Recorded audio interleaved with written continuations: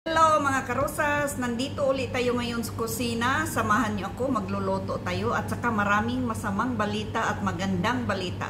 Tara na, umpisahan na natin. Ito na ang onion. Fry natin konti para madali siya maglambot. Wala pa itong mantika, pero depende lang sa inyo mga karosas. Minsan nauna ang mantika, pero depende lang din sa gusto niyo paano ang paraan sa pagluto. So, lagyan natin ng kunting mantika. Kunti lang. Iwas kolesterol. Ayan. I-brown lang natin kunti.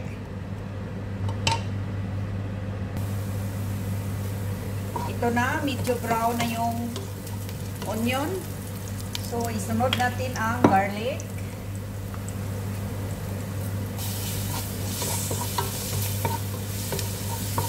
So, marami na akong bisis nagluto nito mga karosas. Pag gusto nyo gayahin ito, so, mayroon ako sa Rosas Channel OFW ko sa YouTube. Hanapin nyo lang doon sa playlist na Meat with Beans. Nandoon siya. Ayan. Aray. Fry lang natin hanggang mag-brown. Lakasan natin ang apoy.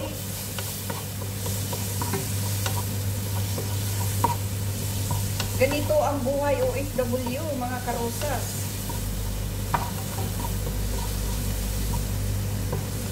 So, habang nagluluto tayo mga karosas, kasi maraming bisis ko na ito nagluluto. So, gagawa tayo ng kanta. Sarili kong kanta, mga karosas, my own version. So, pasensya na kayo ha, pag hindi maganda yung boses ko, kasi type ko ang boses, pero ang boses, hindi niya ako gusto. Kasi medyo ang tawag ko dyan sa Bisaya parang yabag. Ayan ang buhay ng isang OFW, napakahirap, mahirap at masama ang pakiramdam. Minsan mahirap, minsan masarap. Masarap pag makatanggap ng sahod. Mahirap kasi magkasakit ka kahit masama ang pakiramdam. Trabaho ka pa rin kasi tayo'y nahihiya. Ganyan ang buhay OFW. Laban lang para sa pamilya. Ang buhay OFW, napakahirap. Maswerte lang ako kasi mabait ang mga amo.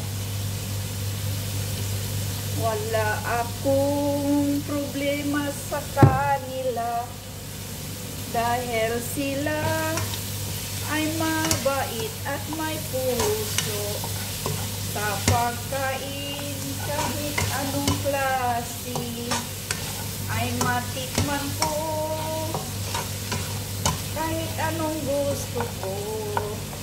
So, dasal lang tayo ang ating gagawin. Kasi yan lang ang kapartner natin. Laging ilagay natin si Jesus sa dibdib natin para tayo ay laging gabayan. Bigyan ng lakas ng loob. Ganyan ang buhay OFW.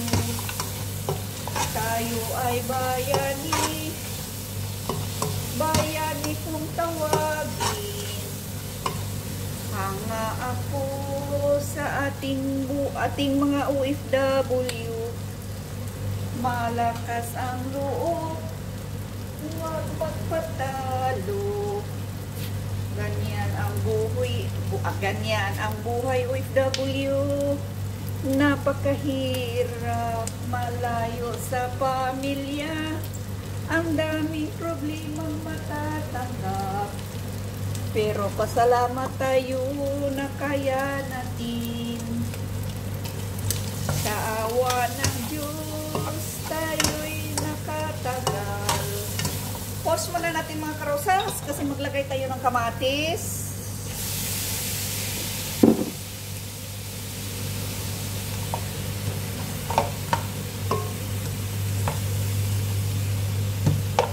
Tapos ilagay natin ang coriander leaves. So, ang spices dito, lagyan natin ng black pepper at saka kanina nilagyan ko ng kunting yellow, yung luya ni yellow. So, ito lang ang spices dito, kunting luya na yellow at saka black pepper. Pwede rin lagyan natin ng kunting paprika, pangpasarap. Ayan. Kunti lang paprika mga karosas.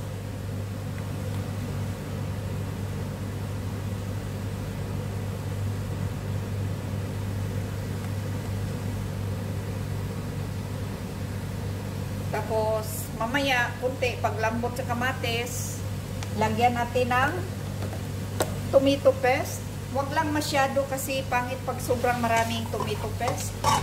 Yung konti lang kasi mawala yung lasa sa kamatis at saka karne kasi nangangasim. So, tama-tama lang. Yung tubig pag steam natin sa karne at saka paglaga natin sa beans kasi yung beans dito, white beans dito, nilaga ko rin, pinakuluan ko para malambot na. So, yan ang gamitin natin sa pagsabaw. So, takpan muna natin ito.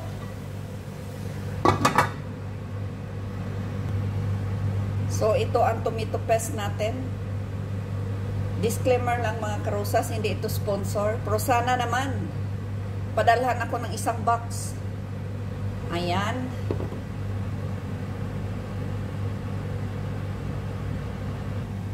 So, ito ang white beans na nilaga natin. So, ito ang white beans mga karosas. Ayan, malambot na. Kasi, ang ginawa ko dito para madali siya malambot, overnight ko ito binabad sa sweet water. Tapos kinabukasan, nilaga ko na siya.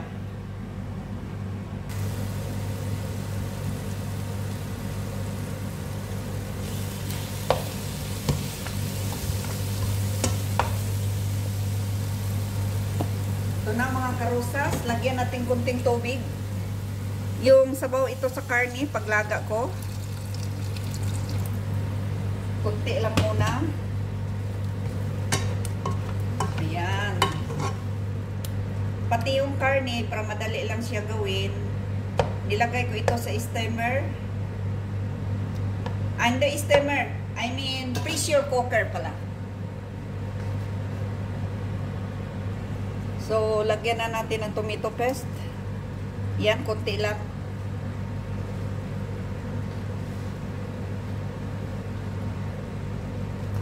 So, itong tubig, dagdagan natin ito mamaya. So, ituloy natin ang kanta natin. Pagising natin sa umaga, tayo'y nalulungkot. Napakalungkot isipin. Gumising tayo'y mag-isa sa kwarto. Napakasarap, sana pagising natin, makita natin ang mga mahal natin sa buhay. Pero wala tayong magawa, ganyan ang buhay OFW. Napakahirap, maswerte lang tayo, mabait ang amo natin. Pasalamat tayo sa Panginoong Diyos. Buhay OFW, ganyan talaga ang buhay OFW. Guys, pasensya na kayo sa kanta ko kasi medyo hindi talaga maganda yung boses ko. Pero, pinilit ko lang ako kumanta kasi based on my own true to life story. Sa sarili ko lang ha, na naramdaman ko. At saka about sa mga amo ko, sa na-feel ko sa mga amo ko. I mean, about lang sa life ko yung kanta niya. So, wala akong ginagaya, wala akong kinakapi sa sarili yung isip ko. Nakanta ko yan kasi yan ang naramdaman ko, yan ang totoong nangyari sa buhay ko. So, abangan nyo ang second part 2 sa kanta ko with my own version. So, thank you so much sa mga nanood, nakinig. Huwag nyo akong ibas kasi hindi maganda yung boses ko. Ayan. So, ilagay muna natin dagdagan natin ng sabaw. Tapos, pakuluin natin, idagdag natin beans. So, ito, masarap niyan. So, takpan muna natin. Thank you so much for watching, mga karosas. God bless everyone.